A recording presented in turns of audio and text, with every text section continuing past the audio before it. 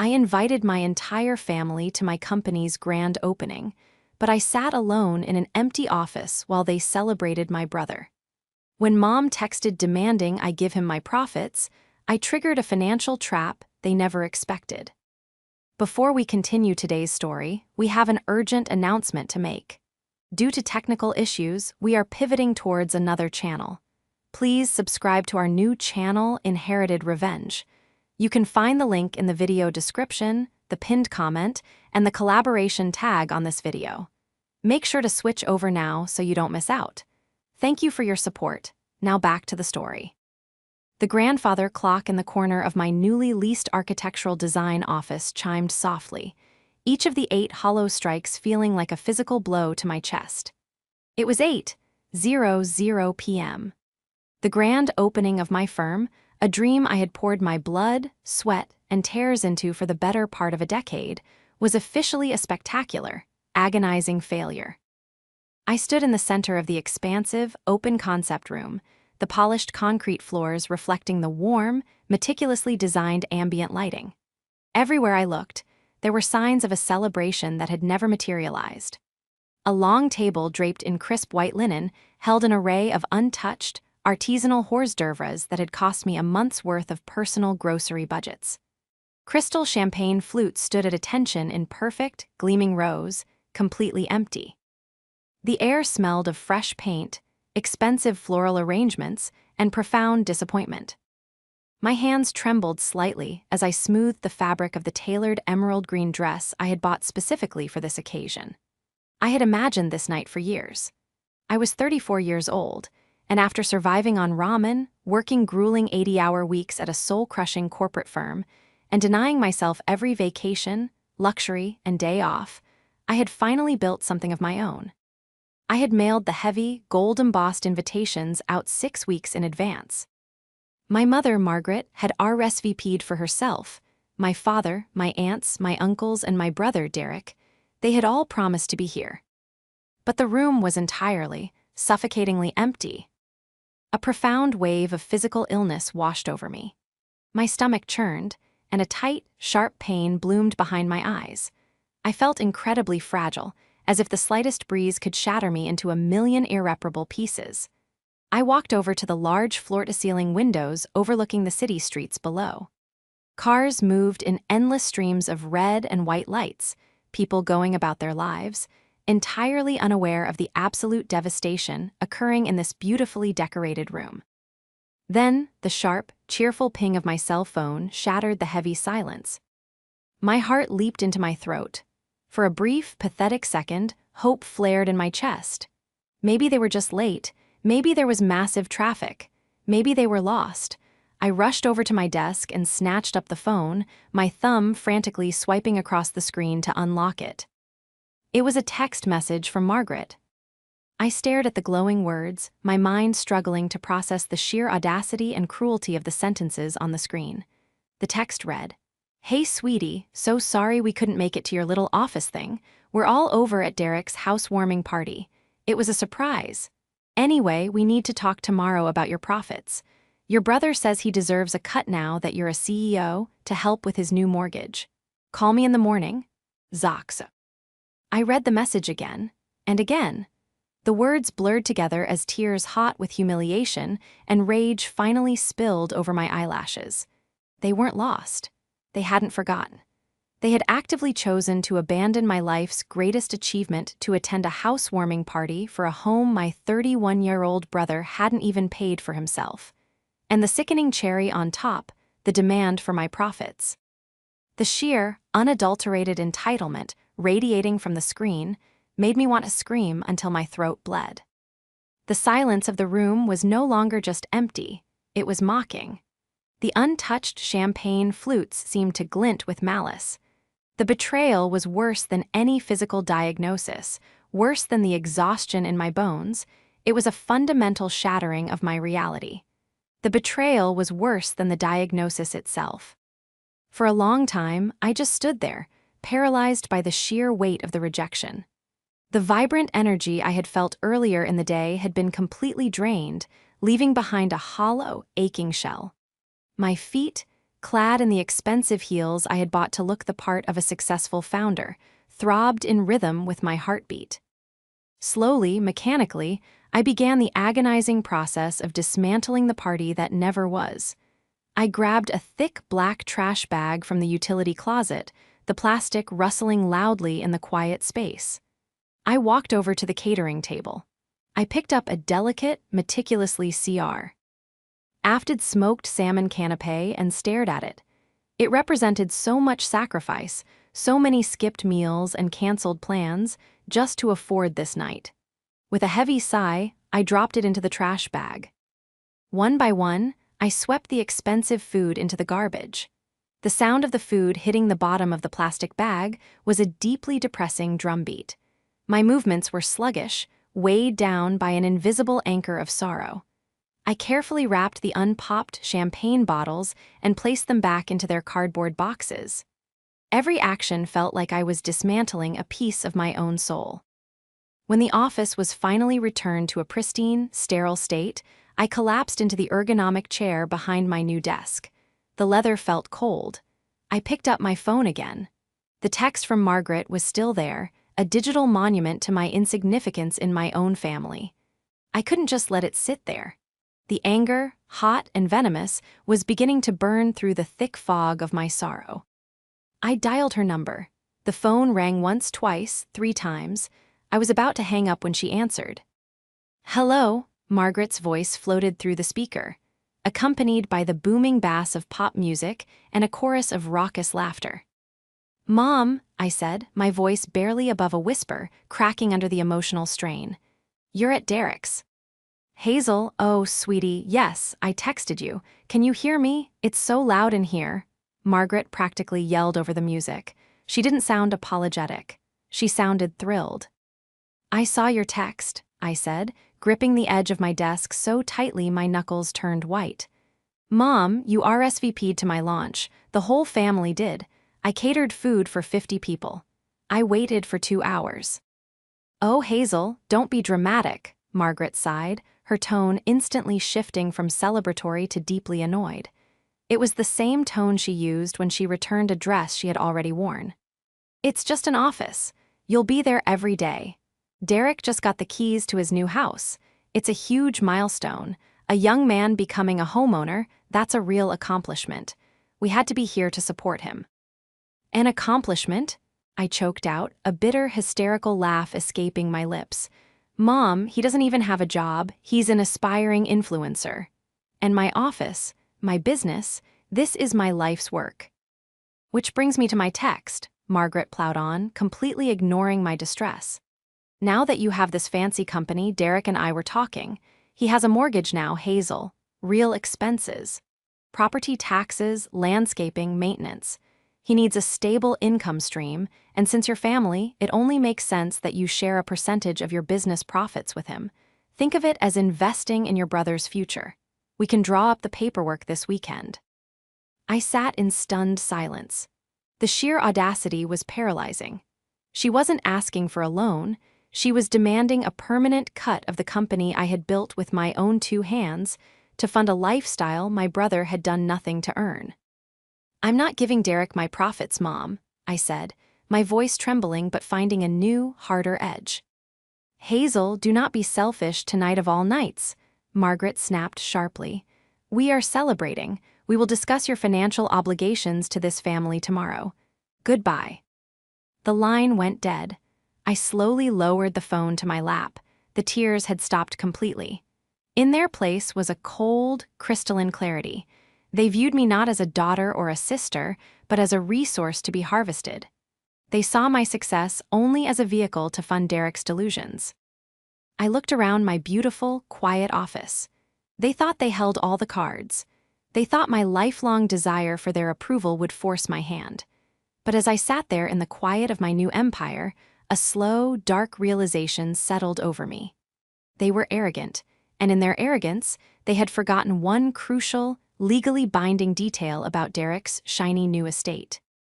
To understand the sheer magnitude of Margaret's audacity, you have to understand the decades of history that built the foundation of this exact moment. The dynamic in our family had always been rigidly, irrevocably set. Derek was the sun, and I was merely a satellite whose only purpose was to ensure he continued to shine. While I had spent my 20s working 3 jobs, tutoring architecture students by day, drafting blueprints for a cheap firm by night, and waiting tables on the weekends, Derek was finding his passion. This involved a 3-year backpacking trip across Europe, a brief, disastrous stint attempting to launch a luxury sneaker brand, and countless hours recording videos for a YouTube channel that peaked at 400 subscribers. And who funded this endless parade of expensive passions? Margaret. My mother, Margaret, was a woman who styled herself as a lifestyle consultant, a nebulous, self-appointed title that essentially meant she spent my father's meager pension, and often my own emergency savings, on maintaining an illusion of upper-class grandeur. She was 65, but dressed like a woman 20 years younger, her hair always immaculately blown out, her wrists heavy with expensive, chunky jewelry bought entirely on credit. She possessed a polished, disingenuous charm that allowed her to manipulate almost anyone into doing exactly what she wanted.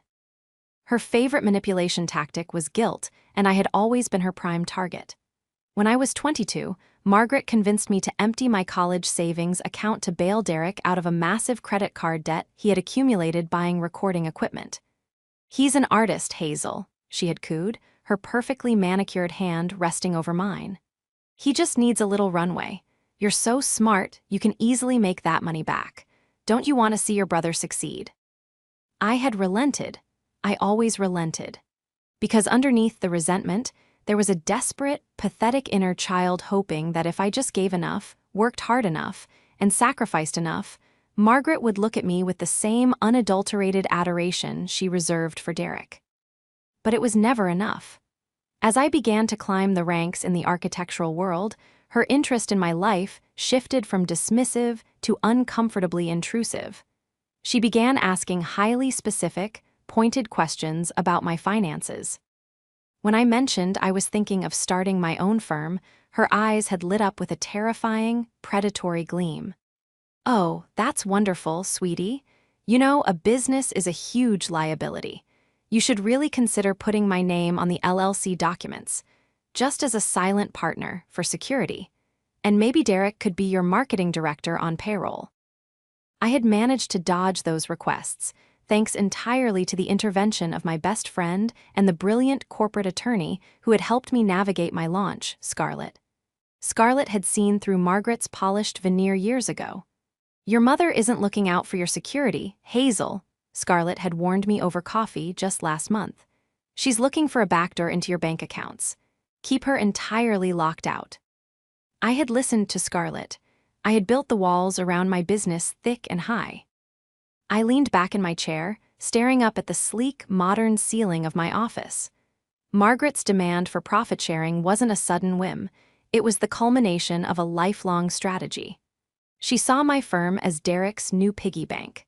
She expected me to bow my head, hand over the fruits of my labor, and continue playing the role of the dutiful, sacrificial daughter. I thought about the housewarming party happening right now across town. I pictured Derek, playing the gracious host in a sprawling suburban home, surrounded by my aunts and uncles, accepting their praise for his success. I pictured Margaret, beaming with pride, holding court in a kitchen she hadn't paid a dime for. A slow, dangerous smile crept onto my face.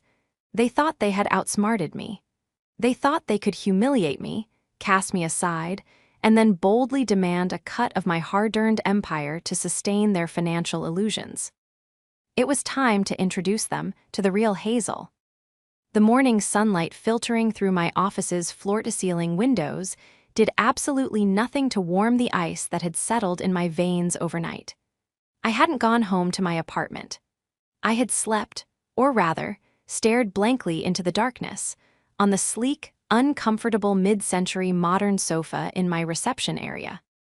At exactly 7:30 a.m., the heavy glass door of my firm swung open. Scarlett marched in, balancing 2 massive cups of black coffee and a thick, red-tabbed leather binder.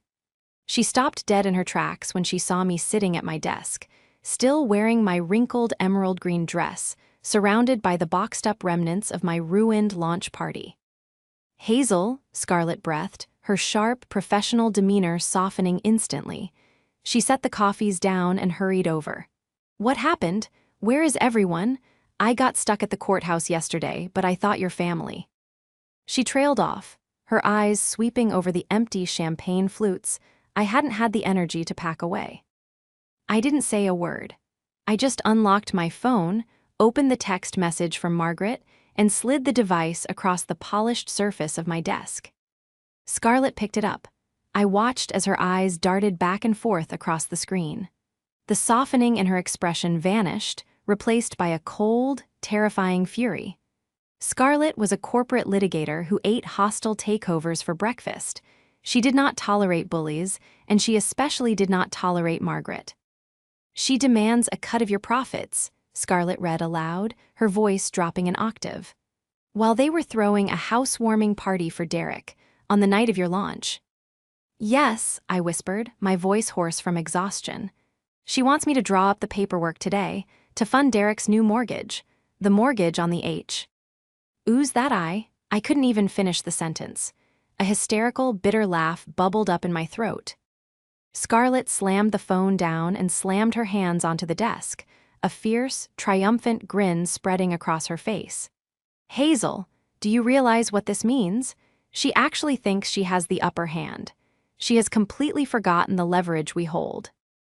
Scarlett reached for the thick, red-tabbed binder she had brought with her and dropped it onto my desk with a heavy, satisfying thud.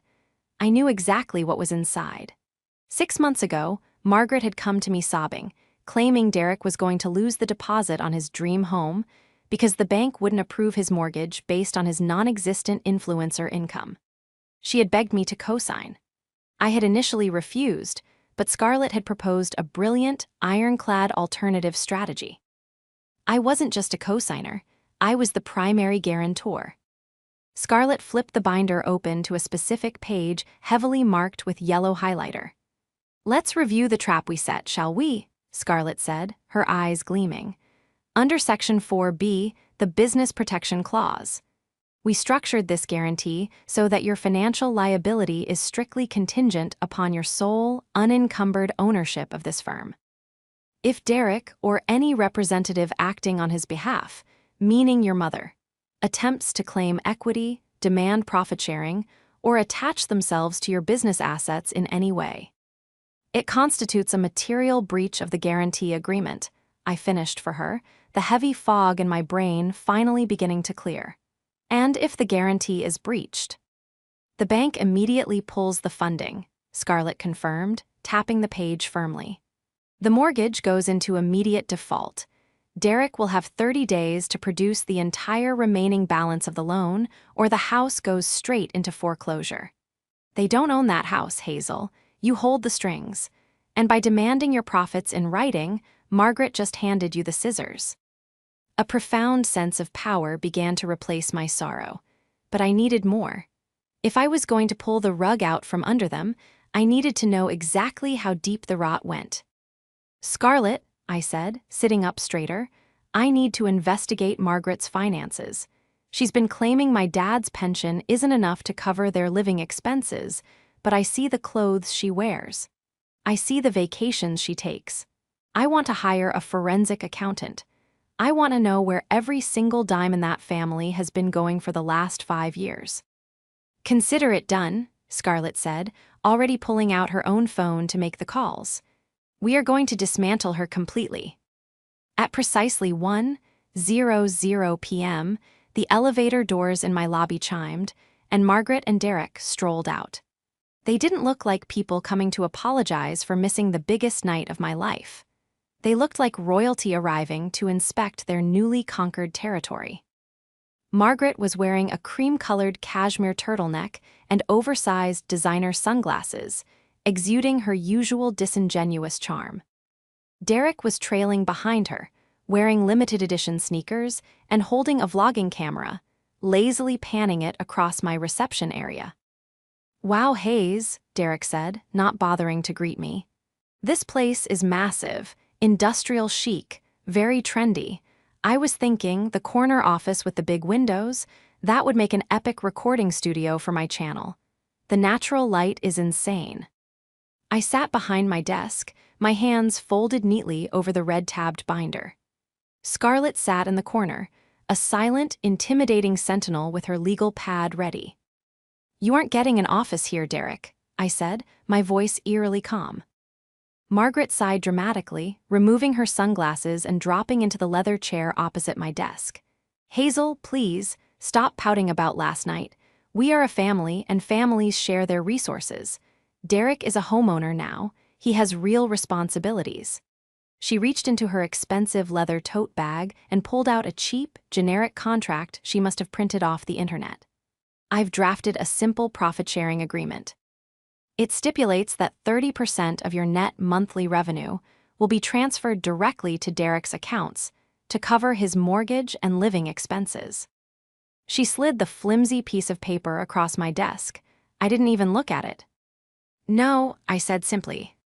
Margaret's pleasant facade cracked, revealing the furious, entitled woman beneath. "Excuse me? You listen to me, you selfish little girl. You would have nothing without this family. You will sign this paper, or I will ensure every aunt, uncle, and cousin we have knows exactly how greedy and ungrateful you are." "Mom," I said, leaning forward, holding her gaze, "does Derek know the truth about his mortgage?" Derek stopped fiddling with his camera. "What truth? Mom helped me with the paperwork. The bank loved my business plan." "The bank rejected your business plan." "And Derek," I stated clearly, my voice ringing in the quiet office, "you have no verifiable income. You didn't qualify for a credit card, let alone a $500,000 mortgage." "Hazel, shut your mouth," Margaret shrieked, half rising from her chair. Her face had gone entirely pale. I ignored her, pulling the thick, official mortgage documents from my binder and sliding them toward my brother. "I am the primary guarantor on your home, Derek. I backed the loan with my own personal assets. Mom begged me to do it, and she swore she would never tell you because it would hurt your pride." Derek stared at the documents, his eyes wide as he read his own name next to mine. I don't understand. Mom said I got approved on my own merit." "She lied to you," I said softly, feeling a tiny flicker of pity for him before the anger swallowed it whole. "And she made a massive mistake by demanding my profits today, because built into this contract is a protection clause." I tapped the highlighted section. "If anyone attempts to claim my business assets to fund your life, this guarantee is immediately voided. You are in material breach, Derek." "What does that mean?" he stammered, looking frantically between me and our mother. "It means," Scarlett spoke up from the corner, her voice like cracking ice, "that as of this morning, when your mother demanded 30% of this company in writing, the bank was notified. Your loan is in default. You have 30 days to pay off the house in full, or you are getting evicted." Margaret completely lost her composure. She slammed her hands onto my desk, her perfectly manicured nails clicking against the wood. "You are lying. These are fake documents. You forged this. I will sue you, Hazel. I will take you to court for elder abuse. I will ruin your miserable little life." Her threats were sloppy, desperate, and completely devoid of legal standing. She was flailing, a cornered animal realizing the trap had just snapped shut. "You can't sue me for protecting my own assets, Mom," I said, leaning back in my chair, completely unfazed by her screaming. "Now take your fake contract and get out of my office." The fallout was immediate and vicious. By the following morning, my phone was a radioactive object. Margaret had gone on the offensive, weaving a massive, hysterical narrative and broadcasting it to the entire extended family. My voicemails were flooded with furious messages from my aunts and uncles, calling me a monster, accusing me of trying to render my own brother homeless out of pure, unadulterated jealousy. Through it all, the only voice missing was my father's. He was a quiet, hard-working man who had spent 40 years at a manufacturing plant. He had always let Margaret handle the finances because he hated conflict. I knew, deep down, that Margaret was keeping him in the dark. While the family raged, Scarlett and the forensic accountant, a sharp-eyed man named Mr. Vance, spent 3 grueling days tearing through public records, credit histories, and the banking information I had legal access to as Derek's guarantor. On Thursday evening, Mr. Vance called us into a secure conference room.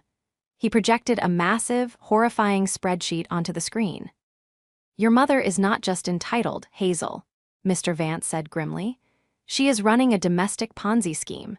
She has secretly taken out 4 massive credit cards in your father's name.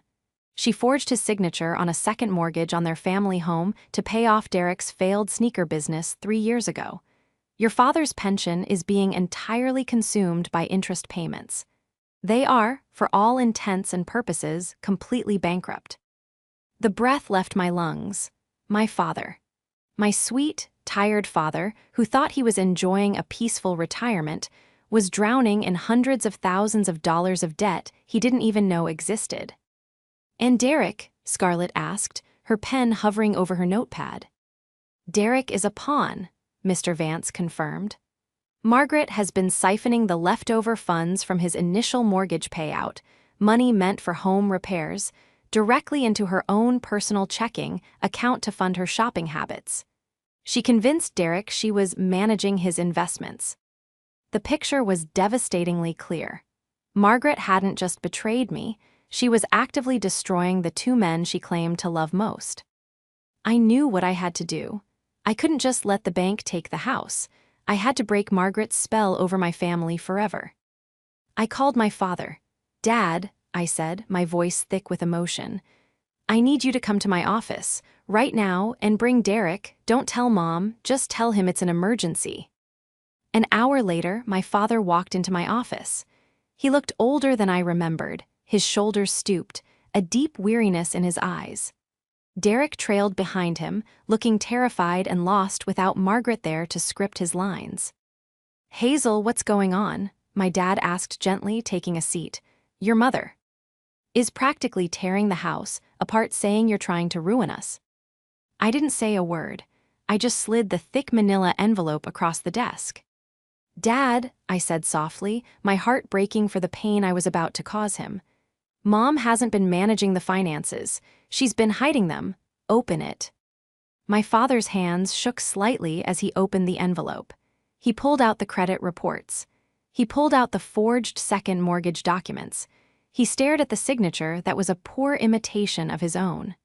I watched his eyes scan the highlighted numbers, the massive, insurmountable debts. This can't be right," he whispered, his voice cracking. "We paid off the house 10 years ago. We don't have credit cards." "You do, Dad," I said gently. "She opened them online. She's been hiding the statements in a P.O. box. And Derek—" I turned my gaze to my brother, who was staring over our dad's shoulder, his face completely drained of color. "Look at the bank transfer records on page 4. Derek flipped the page. He saw the systematic, weekly transfers from his mortgage repair escrow account directly into Margaret's personal, lifestyle consultant checking account. Thousands of dollars drained away to buy cashmere and expensive dinners. "She told me those were administrative fees for the bank," Derek choked out, his eyes wide with horror as the reality of his mother's deception finally crashed down on him. My father dropped the papers onto the desk. He didn't yell. He didn't cry. He just buried his face in his hands, releasing a long, agonizing sigh that sounded like a man whose entire world had just collapsed. The unwavering loyalty my father and brother had held for Margaret was gone, replaced by the devastating, irrefutable truth. The opportunity for a final, definitive confrontation arrived exactly 3 days later, orchestrated not by me, but by Margaret herself. Unaware of the devastating meeting that had taken place in my office, she had decided that the best way to handle my rebellion was to publicly shame me into submission. She called a mandatory, formal Sunday family dinner at her home. She invited Aunt Carol, Uncle Thomas, my cousins, and of course, Dad and Derek. Dad had called me Saturday night, his voice thick with a new, somber resolve. "Come to the dinner, Hazel," he had said quietly. "Bring the files, all of them. It ends tomorrow." When I pulled up to my parents' sprawling, immaculately manicured suburban home on Sunday afternoon, the driveway was already packed with the vehicles of my extended family. The sky was an overcast, slate gray, mirroring the heavy, suffocating tension that sat squarely in my chest. I sat in my car for a long moment, the engine turned off, listening to the absolute silence of the cabin. My hands rested on the steering wheel, right next to the thick, heavy leather binder I had brought from the office. I took a deep, shuddering breath, filling my lungs with air, and stepped out into the humid afternoon. The moment I pushed open the heavy oak front door and stepped into the grand foyer, the atmosphere shifted. The low hum of pleasant, familial chatter echoing from the formal dining room instantly ceased. I walked down the hallway, my heels clicking rhythmically against the hardwood floors, the sound echoing like a ticking clock in the sudden, oppressive silence. I turned the corner and entered the dining room. It was a scene straight out of a lifestyle magazine. The long mahogany table was set with Margaret's finest china, gleaming crystal goblets, and an extravagant centerpiece of imported orchids. The spread of food was lavish, a massive roasted tenderloin, silver platters of artisanal cheeses, and expensive bottles of wine. Every single item in the room, I now knew with absolute certainty, was paid for by stolen money and fraudulent credit. Margaret sat at the head of the table, wearing a crisp, tailored silk blouse and her signature heavy gold necklace. As I walked in, her eyes narrowed into sharp, hostile slits. She offered no greeting. Aunt Carol, sitting to her right, crossed her arms over her chest, her face pinched in disapproval. "Well," Carol scoffed loudly, not bothering to hide her disdain, "I'm surprised you showed your face, Hazel, after what you've been trying to do to your brother. Frankly, we debated whether you should even be allowed in this house." I didn't look at Carol. I didn't look at the hostile faces of my cousins. I looked straight at Dad. He was sitting at the opposite end of the table from Margaret, staring down at his empty porcelain plate. He looked pale, but his jaw was set with a rigid, unyielding firmness I hadn't seen in decades. Next to him sat Derek, his posture entirely slouched, his eyes wide and anxious as they darted between me and our mother. "Sit down, Hazel," Margaret commanded, her voice dripping with artificial authority. "Since you are here, we are going to use this opportunity as a family to assess your recent behavior. We are going to discuss your obligations, your selfishness, and how we are going to fix the damage you've caused your brother's mental health." I walked slowly to the only empty chair, located squarely in the middle of the long table. I did not sit down. Instead, I placed the heavy, red-tabbed leather binder onto the polished mahogany surface. The heavy thud of the binder seemed to vibrate through the wood. "We aren't discussing my business today, Mom," I said. My voice was incredibly calm, steady, and loud enough to command the attention of every single person in the room. I felt a strange, absolute sense of detachment. The terrified, people-pleasing daughter who used to beg for this woman's affection was completely gone. "We are going to discuss yours." Margaret scoffed, a high, nervous sound, though she desperately tried to maintain her facade of control. "I have no idea what you're talking about. Sit down and stop making a scene." I opened the binder. I pulled out the first stack of papers, the forensic accountant's summary of her illicit accounts. "Aunt Carol," I said, sliding the stack of papers down the smooth surface of the table until it stopped right in front of her crossed arms. "You just mentioned what I'm doing to my brother. I think you should take a look at what your sister has been doing to my father." Carol looked down at the documents, her brow furrowing in confusion. "What is this?"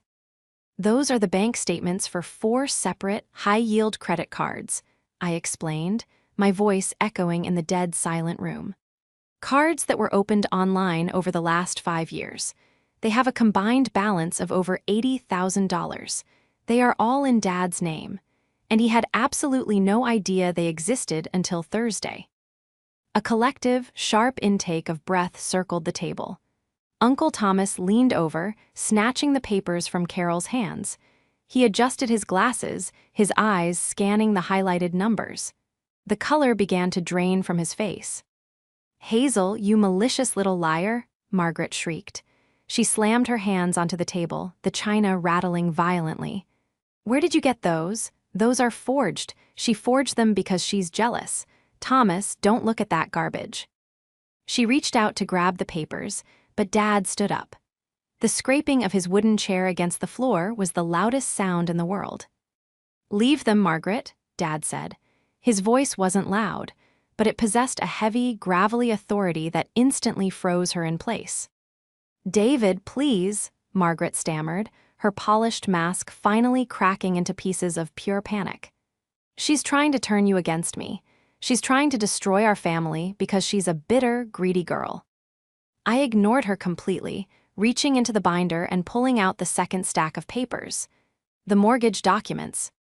"And this," I said, sliding them toward Uncle Thomas, "is the second mortgage she secretly took out on this house 3 years ago.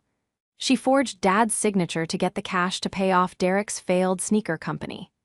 Dad's pension is completely gone. It goes entirely to covering the interest payments on the debt she accumulated to buy silk blouses, vacations, and that gold necklace she's wearing right now." "That's not true," Margaret screamed, her voice breaking into a hysterical, grating pitch. "I was managing our investments. I was providing a lifestyle for this family. I gave you everything. Derek, tell them how much I've done for you." Margaret turned her desperate, wild eyes toward her golden child, fully expecting him to fall into line, to defend her as he had done his entire life. Derek stood up. He didn't look like an arrogant influencer anymore. He looked like a profoundly broken, exhausted young man. He reached into his jacket pocket and pulled out his own set of papers, the banking transfer logs I had given him in my office. He threw them onto the center of the table, right over the imported orchids. "You didn't do it for me, Mom," Derek said, his voice shaking with a mixture of profound grief and intense anger. "You told me you were helping me with my mortgage. You told me the bank was taking fees, but you were stealing from me. You were siphoning thousands of dollars out of my escrow account every single month to buy clothes." "Derek, no," Margaret whimpered, shrinking back into her chair as if she had been physically struck. "I was saving that money for you. I was protecting it." "You lied to me," Derek shouted, the years of manipulation finally shattering completely. "You made me think I was successful. You made me think I earned that house. But Hazel is the only reason I have it, and you tried to force her to pay for my life so you could keep stealing my money. You ruined Dad. You used me to ruin him." The entire table sat in stunned, horrified silence. Aunt Carol was openly weeping, holding her hand over her mouth. Uncle Thomas looked at Margaret with an expression of pure, unadulterated disgust. The illusion of the grand, wealthy, perfect family was completely, permanently dead, scattered in paper across the dining room table. Dad walked slowly around the edge of the table. He didn't look at Margaret. He walked straight over to me, placed his large, calloused hands on my shoulders, and pulled me into a tight, grounding embrace. "I am so sorry, Hazel," he whispered into my hair, his voice breaking with emotion. "I should have paid closer attention. I should have protected you from her, but I am so incredibly proud of the woman you have become." He pulled back, turning to look down the length of the table at the woman he had been married to for nearly 40 years. Margaret was sobbing loudly, her face buried in her hands, entirely isolated at the head of the table. No one moved to comfort her. "Thomas," Dad said quietly to my uncle, "please gather your family and leave. The dinner is over. Margaret and I have a great deal of packing to do." The fallout from the Sunday dinner was swift, merciless, and entirely legal. Armed with the forensic evidence Mr. Vance had compiled, Scarlett orchestrated a masterclass in asset recovery and legal protection. Because Margaret had committed blatant, documentable wire fraud and identity theft against her own husband, Dad held all the power. Instead of pressing criminal charges and sending her to federal prison, a mercy she absolutely did not deserve, but one Dad insisted upon for the sake of his own peace, Dad used the threat of prosecution to force a completely uncontested divorce. Margaret was stripped of everything. Scarlett ensured that the family home, the grand suburban fortress Margaret had used to project her false status, was immediately put on the market. The profits from the sale were solely designated to pay off the massive mountains of debt she had accumulated in Dad's name. Margaret was left with virtually nothing. With the family completely turning their backs on her, Aunt Carol and Uncle Thomas refused to even answer her phone calls. She was forced to move into a tiny, cramped one-bedroom apartment on the outskirts of the city. The designer clothes were sold to pay her rent. The lavish vacations were gone forever. Her ultimate downfall wasn't just financial ruin. It was the total, suffocating social exile she now lived in, entirely devoid of the audience she so desperately craved. Derek, too, faced a harsh reality, but his trajectory was fundamentally different. Once the bank was officially notified of Margaret's attempt to attach my business assets to his mortgage, his loan indeed went into immediate default. He lost the house. It was a humiliating, painful process, but Scarlett brilliantly negotiated with the bank, arranging a rapid private sale of the property that covered the entirety of the outstanding loan, ensuring my credit remained completely untouched, and Derek avoided a formal foreclosure on his permanent record. For the first time in his life, my brother had no safety net, but the shattering of Margaret's control had fundamentally changed him. 3 weeks after the house was sold, Derek showed up at my office. He wasn't wearing limited edition sneakers or holding a vlogging camera. He was wearing a plain, slightly wrinkled polo shirt and heavy work boots. He stood awkwardly in the doorway of my bustling office, watching as my newly hired junior architects moved around the space. I invited him in, closing the glass door behind him. He sat down in the chair opposite my desk, nervously twisting a generic coffee cup in his hands. He looked at me for a long time before he spoke. "I got a job, Hazel," he said quietly. "Full-time, at a logistics warehouse downtown. It's hard work, really hard, but the paycheck is mine." He paused, swallowing hard, his eyes filling with tears. "I am so sorry, for everything. For letting her use me, for never standing up for you, for taking your sacrifices for granted. You were the only one actually working, and I just stood by and let her tear you down." I looked at my brother. I saw the exhaustion in his eyes, but I also saw something else, a genuine, foundational humility that had never been there before. The golden child facade was gone, replaced by a real, struggling human being trying to rebuild his life from scratch. "I forgive you, Derek," I said softly, and I meant it. The heavy, dark resentment I had carried for him for years simply dissolved. It's going to take time to rebuild our relationship, but I am proud of you for getting that job. We spent an hour just talking, not about money or status, but about real things. When he left, there was a tentative, fragile, but profoundly real bridge built between us. Dad's recovery was the most beautiful part of the aftermath. With the house sold and the massive, crushing debts finally cleared, Scarlett helped him secure a small, comfortable, and deeply affordable condominium in a quiet neighborhood near my office. He had to take a part-time job at a local hardware store to supplement his remaining, fractured pension, but he didn't mind. He said he loved the routine. One evening, about 6 months after the grand opening disaster, I invited Dad over to my apartment for dinner. We sat on my balcony, watching the city lights flicker to life against the twilight sky. He looked healthier than he had in years. The deep, stress-induced lines around his eyes had softened, and his shoulders were relaxed. "You know, Hazel," Dad said, taking a sip of his tea and smiling softly at me. "For a long time, I thought peace meant just keeping the peace, letting her run everything to avoid the screaming. I didn't realize that true peace only comes when you finally stand up and demand the truth." He reached out and squeezed my hand. "You saved my life, kiddo, and you built a beautiful one for yourself." I smiled, squeezing his hand back, a deep, resonant warmth spreading through my chest. He was right. My life was beautiful. My architectural firm was thriving. The empty, mocking silence of that grand opening night had been entirely replaced by the chaotic, wonderful noise of ringing phones, passionate client meetings, and the hum of a successful business.